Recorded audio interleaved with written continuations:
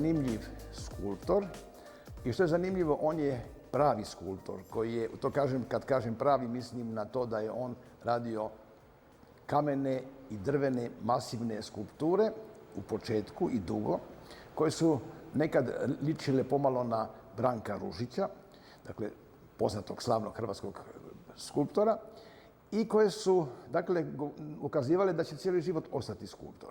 On je naravno kao savjestan i ozbiljan čovjek, koji je i pedagog, dakle, drži do znanja, zanatstva, umijeća, tehnike skulptorske i umjetničke. On je ujedno ima i osim estetičke i etičku dimenziju i on drži do kreativnosti, do umjetnosti kao i do reda. Međutim, sad je on, eto, u ovom zadnjem ciklusu skrenuo u slikarstvo.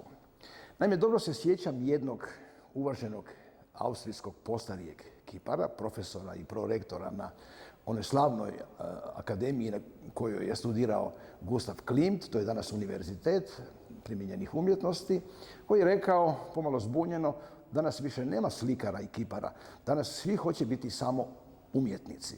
Ne žele biti limitirani u izražavanju ni slikarstvom, ni kiparstvom, ni grafikom, ni nekim drugim tehnikama ili žanrovima ili metijeom. Dakle, Hladnik je spontano, makar je on mislilac, on rado zapisuje svoje misli, rado promišlja, dakle, i piše rado to o čemu razmišlja. Dakle, nije, recimo tako, samo umjetnik. On je više manje spontano skrenuo u neke kreativne igre, nazovimo ih tako, koristeći trivijalne materijale, škare, ljepila, papire, otpatke na neki način i od njih konstruirao i svoje skulpture, koje je danas bolje zvati objektima.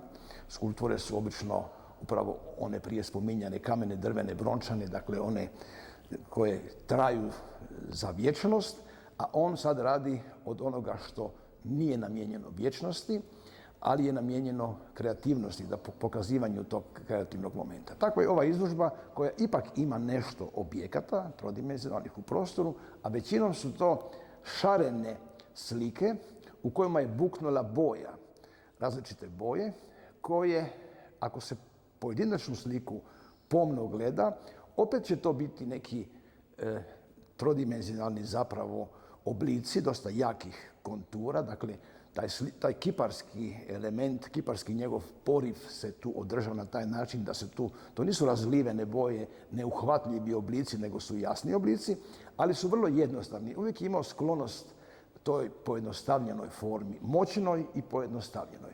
Sad se ona pokazuje u tom kolorističkom obliku, u jednom katkad šaljivom, dakle, taj element humora, kreativnosti, duhovitosti naravno je dobrodošao i Hladnik to voli.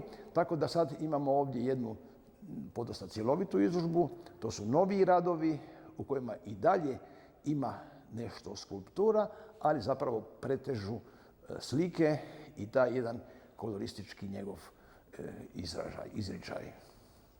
Izložba nosi naslov Samo vrijeme zna, a i ja, jer sam razmišljanja da u protoku vremena autor zapravo prolazi neke svoje faze, neka svoja promišljanja i vrijeme je tu zapravo kao nekakva konstanta, iako naravno vrijeme prolazi, ono ne stoji, ne čeka. A ovaj dodatak, a i ja, zato što sam ja dio tog procesa i te neke dileme koje nosi naravno svaki umjetnik su prisutne i one zapravo pokušavaju to vrijeme na neki način da li pobijediti, da li promijeniti u onom smislu vlastitog rukopisa, vlastitog izričaja.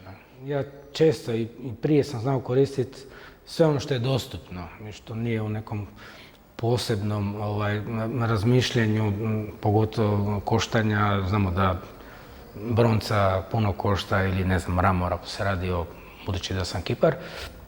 Tako da podloge su razni papiri, kartoni, šperploče, lesonit, ambalaža, razne PVC folije.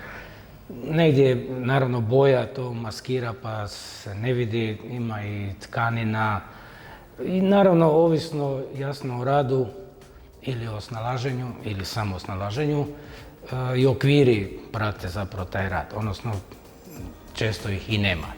Podloga je sama sebi zapravo radna.